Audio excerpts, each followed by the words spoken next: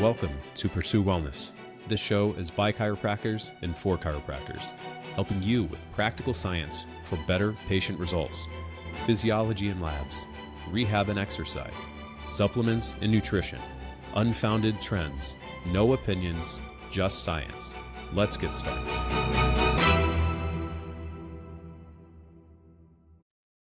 Hey there, I am Dr. Callerina Woodard, and today we are back on our unfounded trends topic.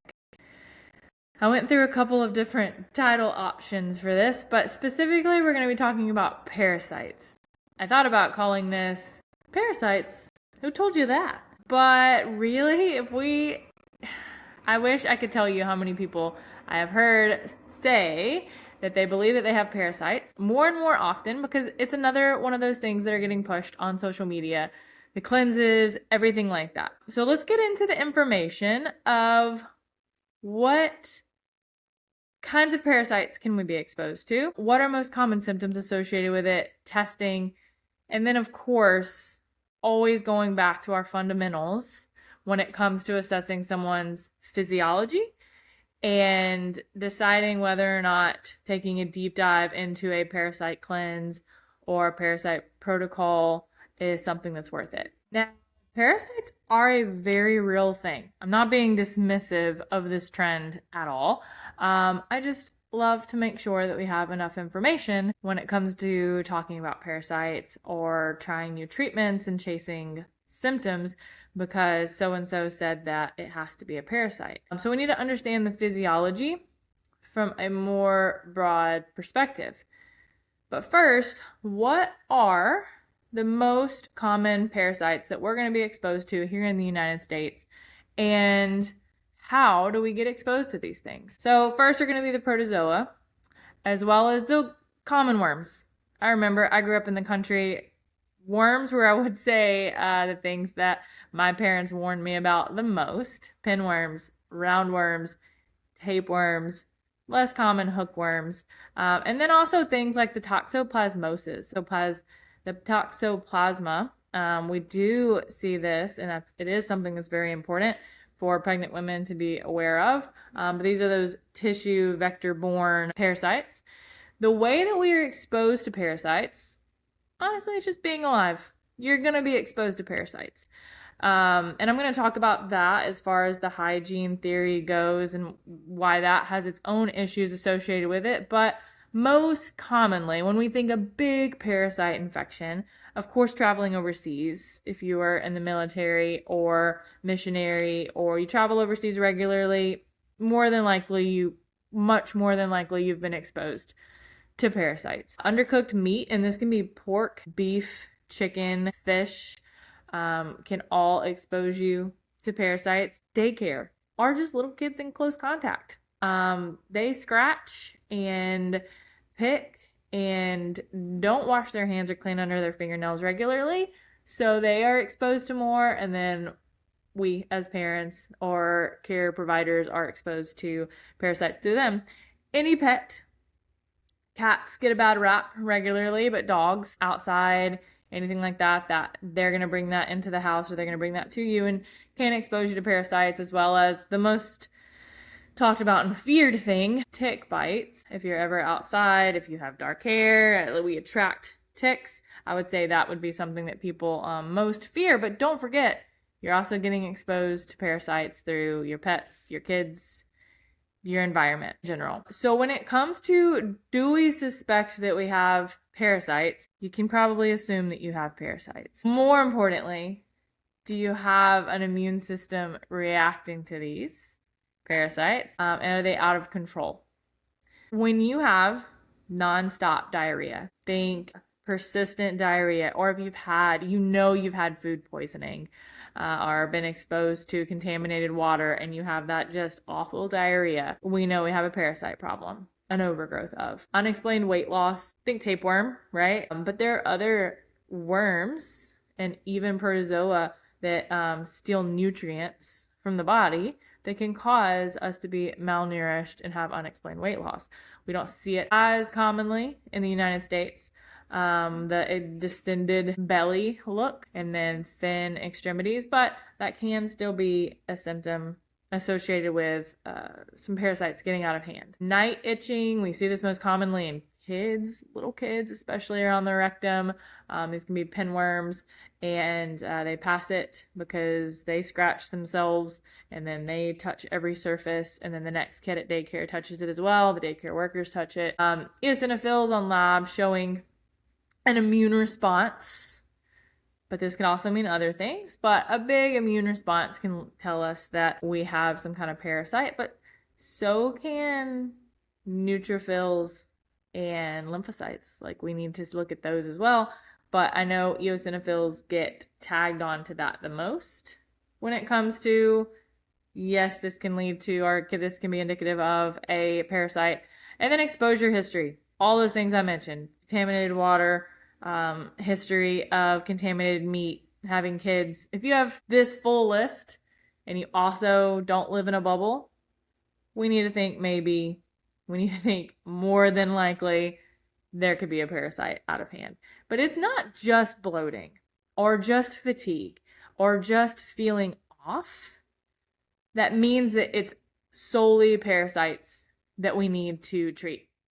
And let me explain what that means. So when we say parasites cause everything, that's not necessarily true. Parasites do cause a lot of disruptive symptoms.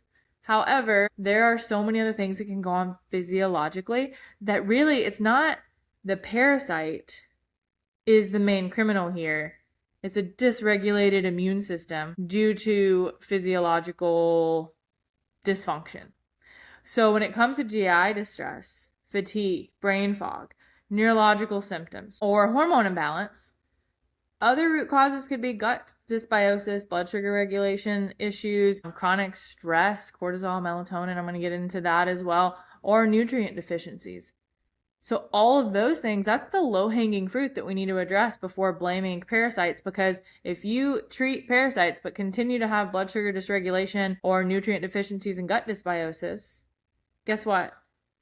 The second you live the next day, you're going to be exposed to more parasites, which are going to be able to take over and cause worsening symptoms. When it comes to GI symptoms, fatigue, those neurological symptoms, and hormones, a little bit deeper look into that. Your GI symptoms, instead of being solely parasite driven, could be low stomach acid, could be bacterial overgrowth or microbiome imbalance. Your fatigue could be nutrient related, unrelated to a worm. It could be under eating, it could be poor protein, it could be thyroid dysfunction, HPA axis dysregulation. Same with hormone imbalances, could be HPA axis dysregulation and thyroid involvement. All these other things, especially like neurological, I hear that one at nighttime. I feel like the full moon is coming and I just feel off and uncomfortable. Well, you could also have really low cortisol at nighttime or blood sugar swings because of inconsistent eating, and that's going to cause neurological symptoms as well. Circadian rhythm and the full moon, that is something that is talked about a lot in the parasite world. There are companies that I do like and do recommend to my patients that do their protocol for parasite cleanses around the full moon. So let's explain why they do this. It is commonly said that parasites are more active due to lower melatonin, which is related to the full moon cycle. Now I'm going to explain what melatonin has to do with all this, but also take into account that some people experience sleep disruptions because of the full moon, because of brighter light outside, brighter day, and then this is going to impact the whole health spectrum and your immune system regulation and the ability for the parasites that we are most all exposed to run rampant. So let's talk about melatonin. Melatonin is purely based on your circadian rhythm and how well you're regulating stress. It is inversely related to cortisol. So whenever we wake up in the morning, our cortisol should be higher than our melatonin. And whenever we go to bed at night, melatonin should start running the show, and cortisol should be low. Melatonin supports your sleep quality. It really supports your immune system regulation because of those regulatory T cells. And then nervous system recovery because of how well you're able to sleep and get that nice, restful, restorative sleep. And also inflammation. Melatonin has a lot to do with inflammatory response, especially with the gut tissue. So whenever melatonin is disrupted because of stress, poor sleep habits, light exposure at nighttime, blood sugar instability, other immune system issues, poor recovery, overtraining, the list goes on and on.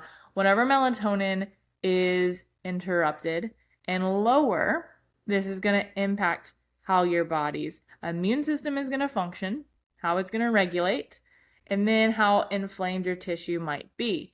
So I see this on Dutch tests whenever we're looking at the melatonin as well as the cortisol patterns.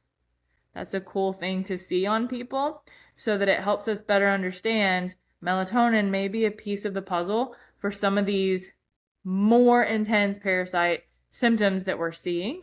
And then also it's going to impact your sleep. You're not going to sleep as well, so it's going to mess up your rhythm for the rest of the day. Now, I had mentioned the hygiene hypothesis. Whenever we started getting very clean, meaning consistently washing our hands as a society, but also over cleaning every surface. Our kids didn't play outside in the worms anymore, outside in the world anymore, exposed to as much. This did impact our immune system, because our immune system is designed to protect against these things and be balanced. But there are a lot of different research articles that correlate an increase in the I-ness in us now. Think peanut allergies, think these more extreme emergency allergies due to less parasite exposure. Yes, less parasite exposure, less germ exposure in general, because the immune system isn't getting as much, we'll call it training, as it normally is. So our immune systems, let's just make up a story here, but let's say our immune systems back in the 1920s, they were getting exposed to all kinds of things. So the immune system was primed. It was ready to go. It was fighting off uncooked, less sterilized meat, or undercooked, less sterilized meat. It was fighting off all these exposures because we couldn't wash our hands every 15 minutes or every time we shook hands with somebody. So our immune system was ready. It was primed. And then we took majority of that away. And now we're seeing an increase in the IgE immunoglobulins in people today. So I put this in here because it was a very interesting amount of research that I had seen within the courses that I was taking. And it also highlights the fact that germs and parasites are not evil. They have a role in our immune system to keep everything regulated and balanced. And this is something we need to always remember. It's not, do I just 100% wipe out all bacteria and parasites? Because if we do, our immune system is going to heavily disrupt. So take that into account as well. Whenever we look at somebody as a whole, we don't want to wipe out everything. We need to take into account what their physiology looks like, what could be causing these symptoms, making the symptoms worse, and what do we want to wipe out versus what do we just want to accept and our immune system be able to handle well, be able to be resilient against. All right, let's talk about testing, because there are tests out there to test for parasites. I'll say this, you have to have a pretty huge parasite infestation for a lot of these tests to show up. And that's because the live parasites are going to bed themselves into the intestine. They don't come out every single time you have a bowel movement. And that's also why if you are feeling all these parasite symptoms, if you're going to do a test, do it around the full moon. You're at least melatonin's gonna naturally be a little bit lower, which means gut inflammation may be up a little bit more and those parasites will come out to play. And we're more likely to catch it on a stool profile. Genova has some. I've used the Vibrant Health America, the Vibrant America Gut Zoomer and seen that on somebody, but that person had also had a fairly recent food poisoning.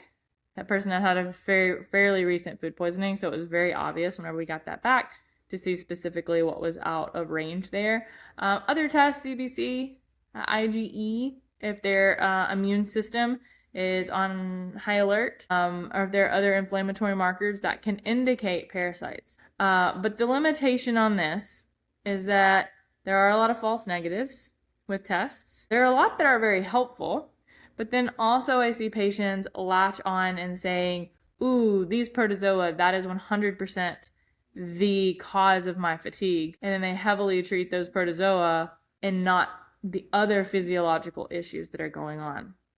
So when it comes to anything in the trends and social media world that's being pushed on the health, we need to educate our patients on the fact that, yes, you can treat a parasite, but there are other physiological things going on that you really need to support, or else you're going to probably be feeling worse or feeling defeated and feeling like you wasted hundreds of dollars on a test and hundreds of dollars on a treatment. So here's the bottom line. Parasites don't really thrive unless you have a massive infection.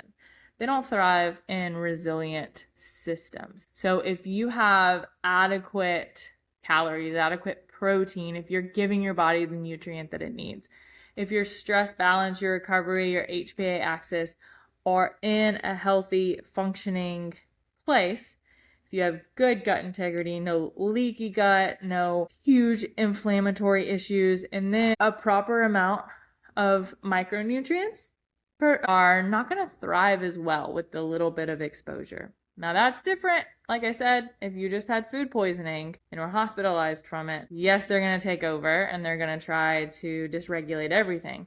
But for the common day-to-day, some of the symptoms that we feel, I think I just feel off around the full moon.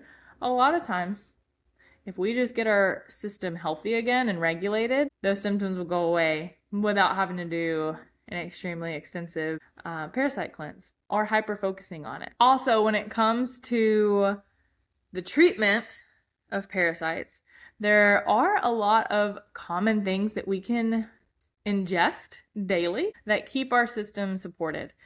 The most common things I love to use every day, garlic. Garlic is amazing. It has microbial and anti-parasitic effects. So adding garlic or clove, and then other companies, the company that I'd mentioned that's most well known for their parasite cleanses, use something called Mimosa Hudica. Sorry if I pronounced that wrong. And black walnut, also a big part of that, as well as neem oil. Gardeners, you know some of these things. That's how you keep bugs and parasites off of your plants. These are also just things that you can incorporate into your diet in small amounts just to keep parasites at bay on the day-to-day. Here's the big caveat though. When it comes to any of these treatments, any of the treatments for parasites, here's something I need every patient to know. It's how well is your detox system working? Because if you start throwing all this stuff, my neem oil, my clove, my heavy duty oregano oil, all these kind of things, if you start throwing all those things into your system, but you are not having at least 1 to 2 bowel movements a day, if your kidneys are not functioning properly, if your liver is not healthy, it's only going to make symptoms so much worse. So you have to have a good detoxing, excretory system in order for any treatment to work. Again, a low-hanging fruit, if your patient says, I'm pretty positive I have a parasite and I haven't pooped in a week, we need to do something to bump up that bowel movement so that whenever we do try to treat anything, you're coming at it from a healthier perspective. So at the end of the day, it's all about balance, not the fact that parasites are good or bad. Parasites are there. You just have to understand that if your system, if your physiology is dysfunctional, it will constantly respond dysfunctionally to anything that throws it off. So the main things you have to focus on are healthy immune system function, gut health, and stress response. These kind of things are so important. And when it comes to trends I mean, they can't on social media tell you all these things. I would hope that a lot of them understand and know these kind of things. But when it comes to these trends of here, just do this parasite cleanse or take this or this is your quick fix, you have to understand that if your physiology is dysfunctional, you're just going to continue to respond dysfunctionally. I hope this was helpful in regards to this unfounded trend that we see more often about parasites and, oh, I must have a parasite. We have to take into account full physiology. How healthy are you just in general before we start attacking parasites? Not discrediting the fact that parasites are there and we are exposed to them, and it can be the root cause of a lot of things. But before chasing something as, I don't want to call it as extreme as parasites, but before chasing something like parasites, let's grab on to those low-hanging fruit of what can be causing dysfunction, what can be causing fatigue, what can be causing hormone imbalances. And those are things like your gut health, your immune system regulation, and your stress response. That's going to impact all these things almost even more so than everyday parasites that we're exposed to. I hope this helps. I hope you have a good rest of your day.